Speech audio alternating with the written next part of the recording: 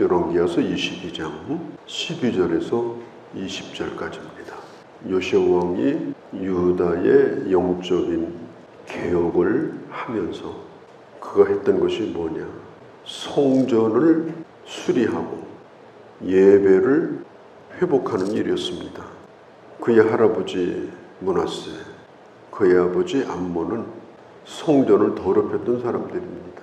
성전 안에 온갖 우상들이 들어왔습니다.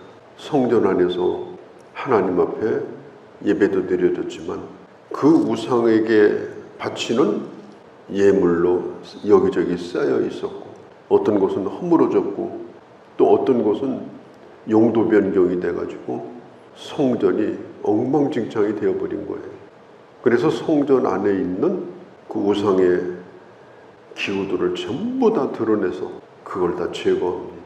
전문가를 데려다가 리모델링을 합니다. 그렇게 해서 성전을 깨끗하게 만들어요. 왜 그러냐? 온전한 예배를 드리는 성전이 되도록 하려고. 그걸 그대로 놔두고 우상들 사이를 비집고 들어가서 거기서 예배 드린다면 그건 예배가 될 수 없다. 요시야는 그렇게 생각을 한 겁니다. 성전을 수리하다가 놀라운 일이 하나 생깁니다. 그것이 뭐냐면 약 30년 동안 잃어버렸던 하나님의 말씀을 지성소 안에 언약궤 옆에 둔 것을 발견을 하게 됩니다. 그야말로 놀라운 발견을 해낼 수가 없어요. 하나님의 말씀을 발견을 했죠. 찾아낸 게 아니에요. 그냥 우연히 발견한 겁니다. 그렇게 하자마자 전문위원 4명을 임명을 해요. 이 성경을 연구하게 만듭니다. 요시야가 서기관에게 좀 성경을 읽어봐라. 그때 서기관이 읽었던 성경이 성경학자들은 신명기에서 28장이라고 추측을 합니다. 복과 저주에 대한 말씀. 들어가도 복을 받고 나가도 복을 받고, 들어가도 저주를 받고 나가도 저주를 받고. 그 말씀을 들을 때 요시야가 깨달은 게 뭐냐? 아, 내가 복된 길을 간 것이 아니라 내가 저주받는 길을 내가 가고 있었구나. 그걸 깨닫고 통곡하면서 하나님 앞에 요시야가 기도를 하고요. 그 다음에 전문위원 4명을 뽑아가지고 이걸 연구를 합니다. 그동안에는 말씀이 없었으니까 그냥 귀로만 전해 들었어요. 그렇게 하다가 이제는 말씀을 직접 듣게 되니까 너무 감사한 거예요. 요시야 왕이 선지자에게 가서 더 자세히 물어봐라 이렇게 말합니다. 왕정시대 이전에는 하나님의 말씀을 주로 제사장에게 물었습니다. 그렇게 하다가 왕정시대가 되면서 주로 선지자가 풀어졌어요. 그때 선지자가 누구인가 하면 홀다라는 선지자입니다. 예루살렘 제2구역에 있는데 외곽지역에 사는 아주 평범한 남편의 아내인 여선지자 홀다에게 찾아갑니다. 이 성경 말씀이 구체적으로 뭘 의미하는지, 뭘 뜻하는지 그걸 좀 물어보고 오라. 이렇게 왕이 4사람을 보내게 됩니다. 하나님 말씀을 가지게 됐으니까 기준이 생긴 거예요. 우리가 성경을 캐논이라고 말합니다. 캐논이라는 말이 잣대 그런 뜻이에요. 말씀이 기준이에요. 우리의 감정이 아닙니다. 어떤 분은 설교를 너무 잘해가지고요, 성경보다도 더 들을만해요. 성경보다도 더 화려해요. 성경보다도 더 그럴듯해요. 그게 대단히 위험한 겁니다. 중요한 것은 뭐냐? 하나님의 말씀입니다. 하나님의 말씀이 우리가 믿는 교리와 우리가 행하고자 하는 행위의 근거가 되어야 합니다. 그동안에는 말씀이 없었기 때문에 몰랐어요. 그런데 말씀을 가지게 되니까 이제는 그 말씀을 더 깊이 알고 싶은 거예요. 그 말씀이 특별히 나와 무슨 상관이 있는가? 이걸 알고 싶은 거예요. 말씀을 가까이 하게 되면 2가지가 보여요. 나에 대해서 보이고 역사에 대한 시각을 갖게 됩니다. 나는 어떻게 될 것인가? 대한민국은 어떻게 될 것인가? 이 세계는 어떻게 될 것인가? 이런 것을 성경을 통해서 그걸 알게 됩니다. 그런 시각을 갖게 돼요. 지금 요시야 왕도 13절에 보면 그런데 그 선지자가 열야 선지자였어요. 열야 선지자는 참 드문데 열야 선지자가 이렇게 영적으로 가장 어두운 시대에 나왔습니다. 저는 오늘 우리 기독교 교계에도 그렇고 교회 안에도 그렇고 이런 훌륭한 이런 여자 설교자, 이런 훌륭한 여자 교사, 그런 사람들이 나오기를 바랍니다. 보면 전부 남자들이 나와서 설교하지 여자는 거의 없어요. 이 홀다 같은 훌륭한 인물들이 있어야 됩니다.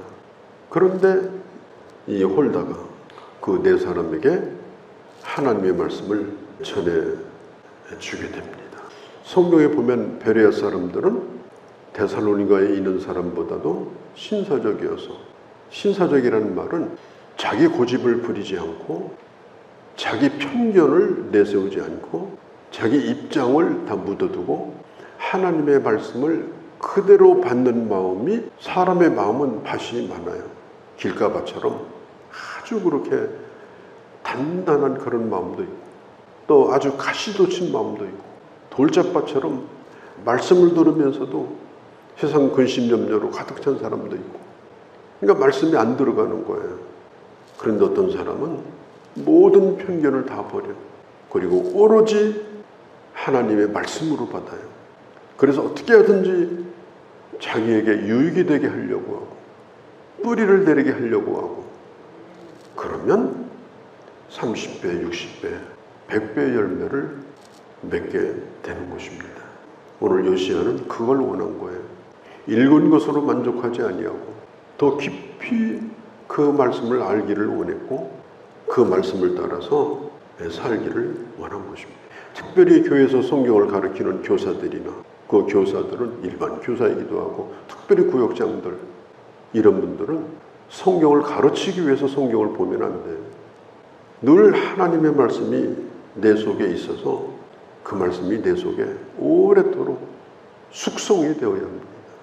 말씀을 내 가슴에 품고 살아야 돼요. 수첩에다 써서 실제로 포켓에 넣어서 늘 보기도 하고 또 내 마음에 품기도 하고, 그렇게 하면서 그 말씀이 내 안에서 숙성이 돼가지고 그리고 그 말씀을 내게 먼저 적용하고, 그렇게 하면 향도 다르고 식감도 다르고 그런 은혜를 받고 그런 일을 하면 사람들이 나를 만나는 이유가 나를 통해서 깨달은 말씀, 나를 통해서 주신 하나님의 은혜를 듣고 싶어서 나를 찾아오는 거예요. 그런 일이 아니고 전혀 다른 일로만 만나고 시간 보내고 이렇게 하면요, 그건 정말 시간 낭비고 그건 정말 부끄러운 일이에요. 빨리 우리는 지금부터라도 이걸 해야 됩니다. 그 말씀이 내 안에 있어가지고 그 말씀을 가지고 다른 사람에게 은혜도 끼치고 전도도 하고 하나님의 말씀이 능력을 발휘하도록 그렇게 하려고 하면 더욱더 말씀을 가까이 해야 됩니다. 우리가 말씀을 들으면서 옆에 앉아있는 사람 표정이 어떤가, 그거 살피는 사람은요, 안 되는 사람이에요. 그게 무슨 상관이 있어요? 말씀을 들으면서 곁에 있는 사람이 듣고 깨달았으면 좋겠다. 아닙니다. 내가 읽든 뒤에 선포되는 말씀은 하나님이 내게 주시는 말씀이에요. 내게 주시는 교훈과 책망과 바르게 하는 말씀이에요. 내게 포커스를 맞춰야 말씀이 들려져요. 라디오도 마찬가지 아니에요? 사이클을 잘 안 맞추고 다른 데다 맞추면 대전방송도 들렸다가 청주방송 들렸다가, 하나님의 말씀은 내게 주시는 말씀이다. 언제나 그렇게 초점을 맞춰야 됩니다. 그런 사람들이 많은 교회가 은혜로운 교회가 됩니다. 그런 사람들이 많은 교회가 좋은 교인들이 많은 그런 교회가 됩니다. 정말 내가 뿌리 내리기 힘들어. 오늘 너무 말씀이 고통스러워. 내 안에 이 가시 때문에 너무 힘들어.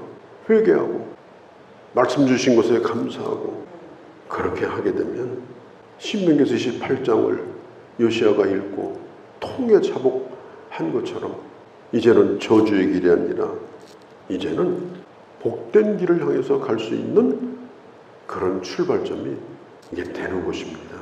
이게 얼마나 이게 중요한지 몰라요. 그래서 요시야가 그걸 원한 거예요. 가서 자세히 물어봐라. 내게 주신 말씀으로 더 구체적으로 적용하려고.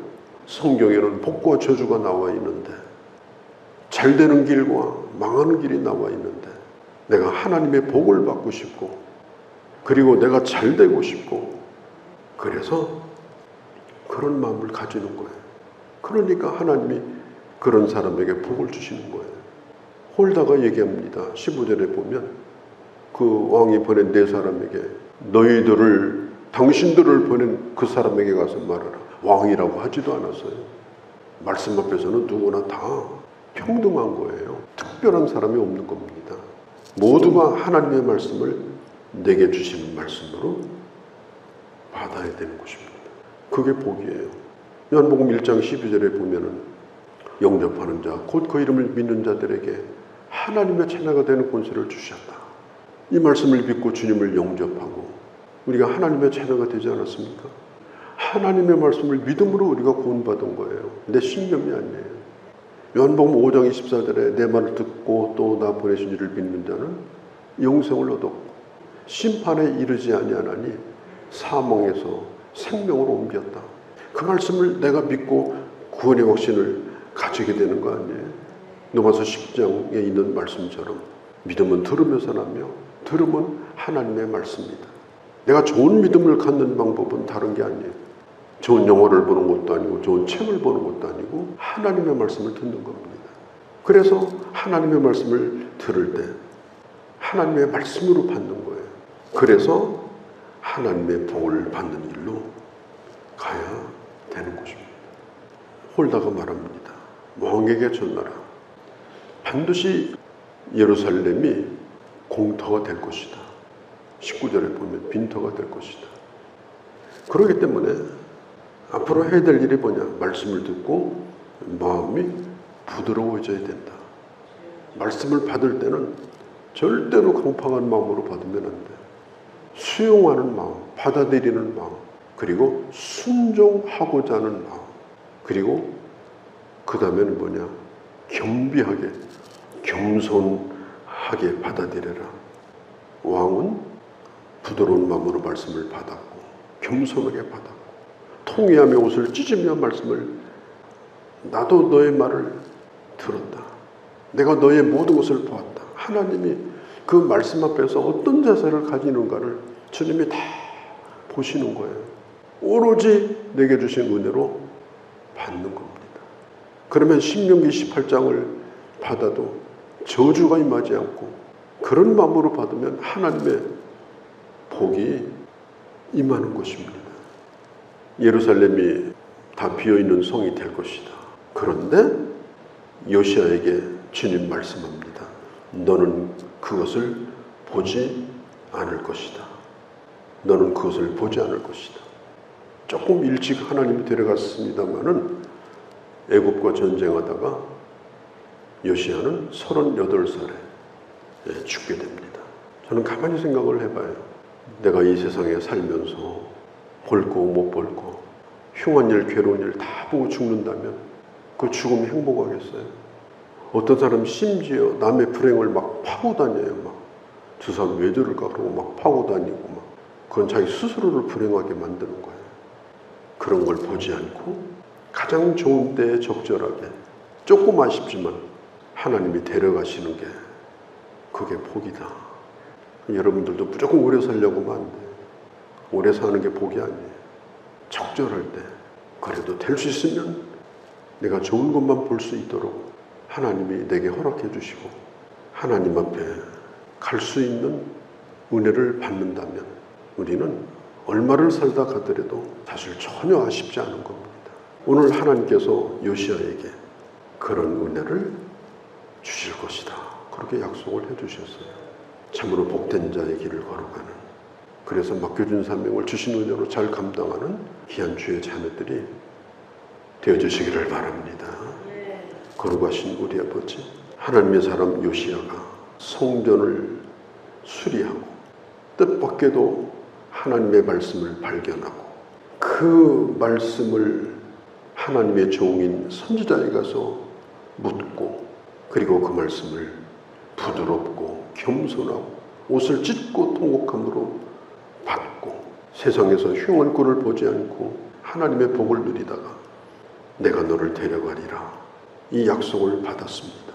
우리도 하나님의 말씀과 함께 복된 길을 걸어가고 주신 사명 잘 감당하고 그리고 날마다 은혜 위에 은혜를 끊임없이 받으면서 살다가 주님 앞에 갈 수 있는 저희가 되도록 오늘 이 아침에 주의 말씀을 듣는 모든 분들에게 귀한 은혜를 베풀어 주시옵소서. 우리 주 예수님의 이름으로 기도하옵나이다. 아멘.